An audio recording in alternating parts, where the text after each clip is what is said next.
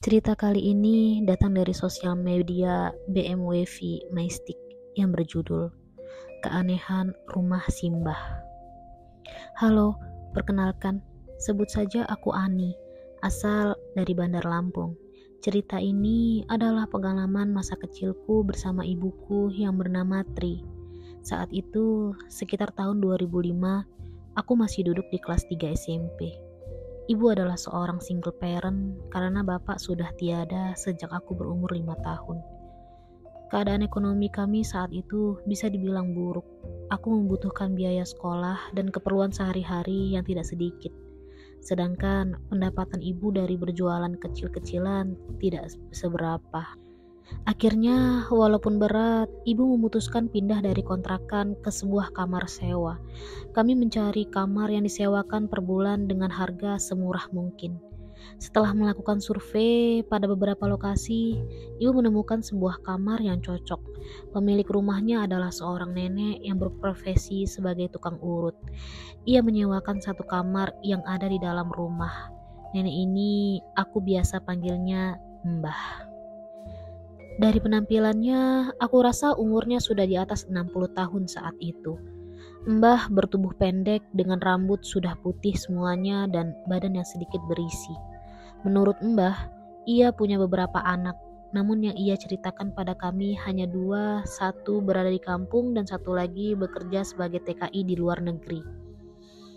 Karena harga yang murah dan simbah yang ramah, ibu akhirnya memutuskan pindah ke kamar di rumah tersebut. Kamar yang kami sewa ini berada di tengah kota, tepatnya di salah satu sudut pasar yang cukup ramai. Hanya saja bangunannya sudah tua dan agak rapuh. Rumah ini hanya berbahan papan dan triplek tipis yang sama sekali tidak bisa menyaring suara ramai dari pasar. Sehingga ketika pasar ramai, keriuhannya terasa hingga ke dalam kamar. Namun bagaimanapun tidak nyamannya, ibu tidak punya pilihan lain. Setidaknya kami punya atap untuk tidur malam dan berteduh saat hujan dan panas. Kami pun pindah membawa barang bawaan kami yang tidak begitu banyak. 1 bulan setelah kami tinggal di sana, kami tidak menemukan hal-hal yang aneh. Kehidupan berjalan seperti biasa. Namun ibu mulai menemukan hal yang membuatnya tidak betah. Di rumah yang terbuat dari triplek ini, entah kenapa semua jendela dan ventilasinya ditutup dan dipaku dengan paku beton. Lama-kelamaan, ibu merasa gerah dan engap karena sirkulasi udara yang buruk. Akhirnya, atas inisiatif sendiri, ibu mencongkel paku-paku yang menutup jendela itu satu persatu. Awalnya ibu hanya membuka jendela dan ventilasi di kamar kami saja. Namun lama-kelamaan ibu membuka seluruh jendela yang ada di rumah ini karena udaranya membuat sesak dan pengap. Memasuki bulan kedua sewa, Simbah tiba-tiba saja menolak uang sewa yang akan dibayar ibuku. Sepertinya Simbah tahu bagaimana kesulitan yang dialami kami. Bahkan yang membuat ibu lebih tersentuh lagi, Simbah membawakan kami makanan-makanan hampir setiap hari untuk kami makan. Ketika mau membayar sewa, Simbah juga bilang, "Udah, simpen aja uang sewanya. Ini ada makanan, kasihan anak kamu. Dia butuh makanan yang bergizi." Makanan yang diberikan Simbah pada kami pun beragam, dari buah-buahan yang segar seperti anggur, apel, jeruk, dan makanan olahan seperti olahan daging ayam, daging sapi, hingga sayur. Intinya, apa yang beliau masak akan dibagikan juga kepada kami berdua. Kami sangat bersyukur, namun sekaligus merasa tidak enak hati karena merepotkan sudah tidak membayar sewa. Kami pun menambah pengeluaran Simbah dengan makanan-makanan ini. Ibu selalu berusaha menolak secara halus karena merasa segan, namun Mbah dengan ramah selalu bilang, "Enggak ngerepotin, anggap aku orang tuamu sendiri Mbak Tri, aku juga ngasih makan cucuku si Ani." Di bulan kedua ini juga ibu dengan Mbah sering bercakap-cakap. Mbah sempat berpesan kepada ibu untuk tidak terlalu sering mengobrol dengan tetangga sekitar. "Mbah Tri, jangan sering-sering ngobrol sama tetangga ya. Mending beberes rumah, terus anak daripada di luar cuman gosip banyakin dosa." Waktu itu ibu mengangguk sebagai sebuah nasihat. Bagaimanapun, karena sibuk bekerja, ibu jadi tidak tahu bagaimana orang-orang yang tinggal di sekeliling rumah ini. Bisa jadi apa yang disebutkan Mbah itu benar. Bisa jadi memang tetangga di sini adalah tetangga yang sering menggunjing. Maka ibu menuruti nasihat dari Mbah dan lebih banyak bekerja. Kalaupun ibu di rumah, ibu hanya di dalam saja untuk bersih-bersih dan mengajariku membuat PR. Keanehan kembali muncul di bulan ketiga. Bukan karena rumah atau tetangga, melainkan pada diriku sendiri. Aku yang saat itu kelas 3 SMP dan sedang momen mendekati ujian akhir, tiba-tiba jadi sering sakit dan pingsan di jalan menuju sekolah, bahkan saat beraktivitas ringan di sekolah. Pernah suatu ketika, aku berjalan menuju ke sekolah bersama ibu. Kami mengobrol biasa dengan ringan tanpa aku merasakan pusing atau tidak enak badan. Tapi tiba-tiba di tengah jalan itu aku pingsan. Beruntung ada beberapa pedagang yang membantu mengangkatku ke tempat teduh sampai aku sadar. Melihat aku yang sering pingsan belakangan ini, ibu akhirnya membawaku berobat medis. Tapi semua tempat kesehatan yang kami datangi, dokter selalu bilang aku hanya kecapean, tifus, radang, dan lain-lain. Merasa belum mendapatkan jawaban yang memuaskan, ibu memutuskan aku untuk tes darah. Namun lagi-lagi hasil tes menunjukkan kondisiku normal. Tidak ada penyakit yang serius di tubuhku. Suatu hal yang lain yang aneh dalam setiap aku pergi ke rumah sakit, aku akan segar bugar. Namun ketika aku pulang ke rumah, aku selalu memiliki banyak keluhan. Entah sakit gigi, sakit kepala, sakit perut, sakit pinggang, atau sakit tenggorokan.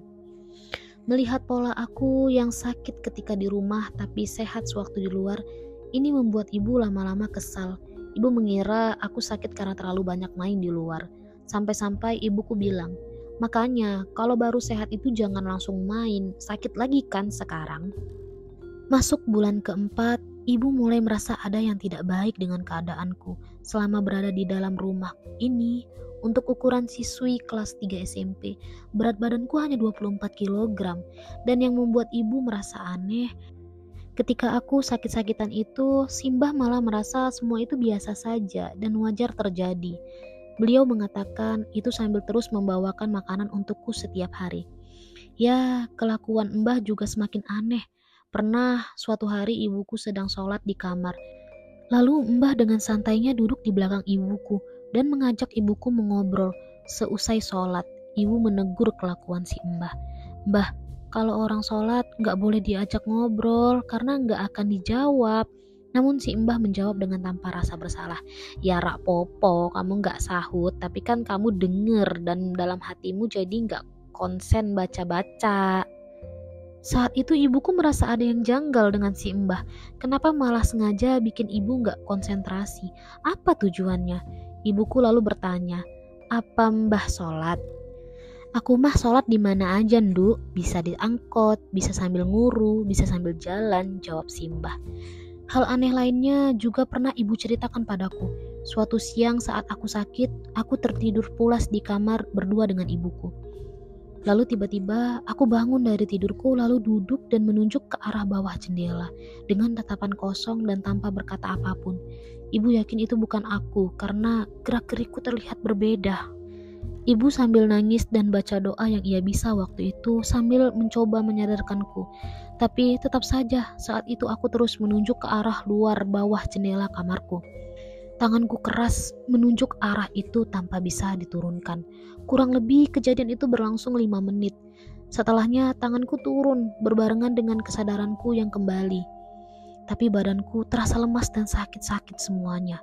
Karena sudah dirasa berlebihan, ibu mengadu pada Simbah, berharap Mbah bisa memberi saran. Namun lagi-lagi Simbah berkata dengan enteng, itu hanya karena anakmu sedang panas, jadi ngigau, biasa itu.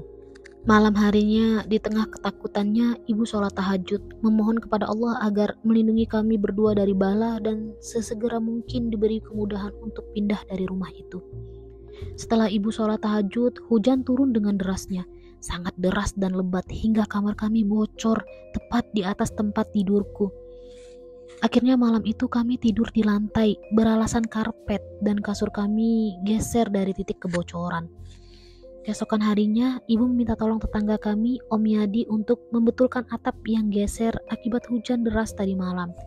Setelah Om Yadi naik ke atas plafon dan membetulkan genteng, dia menemukan tas warna kuning di atas plafon. tepat di atas tempat tidurku.